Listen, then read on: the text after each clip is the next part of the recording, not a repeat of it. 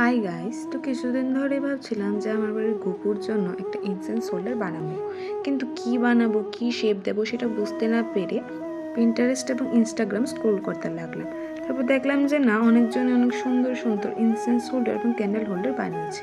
তো আমিও moulded clay নিয়ে বসে পড়লাম একটা পদ্ম ফুলের ধূপদানি বানাতে, আর ভাবলাম যে কেননা এটা দিয়ে আমার ফার্স্ট ভিডিওটা শুরু করা যাক। তো তার জন্য প্রথমে আমি মোল্ডেড ক্লেটাকে ভালোভাবে মিক্স করে নিলাম। তারপর একটা MDF বোর্ডের উপর কিছুটা ট্যালকাম পাউডার ছড়িয়ে সেটার উপর ভালোভাবে ক্লেটাকে বেলে নিলাম। তারপর একটা রাউন্ড শেপ কাটার দিয়ে অনেকগুলো শেপ কাট করে নিলাম পদ্ম ফুলের পাপড়ি বানানোর জন্য। আমি এখানে অ্যাকচুয়ালি একটা পারফিউমের মুখটা থাকে সেটা ইউজ করেছি। এরপর কি করতে হবে, পাপড়িগুলোকে নিয়ে অনেকটা পদ্মের পাপড়ির মতো শেপ করে দিতে হবে।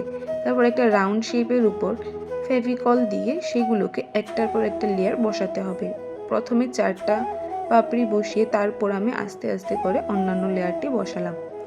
এইভাবে লেয়ারগুলো বসানোর পর একটা বাটির মধ্যে পলিথিন লাগিয়ে সেই বাটিটার উপর আমি পদ্ম ফুলটা রেখে দিলাম অনেকটা লিফটেড লুক পাওয়ার জন্য। তারপর এইটা শুকানোর পর আমি পরের দিন আবার রাউন্ড শেপ কাট করে একটার পর একটা লেয়ার বসিয়ে পুরো পদ্ম ফুলটা কমপ্লিট করে নিলাম।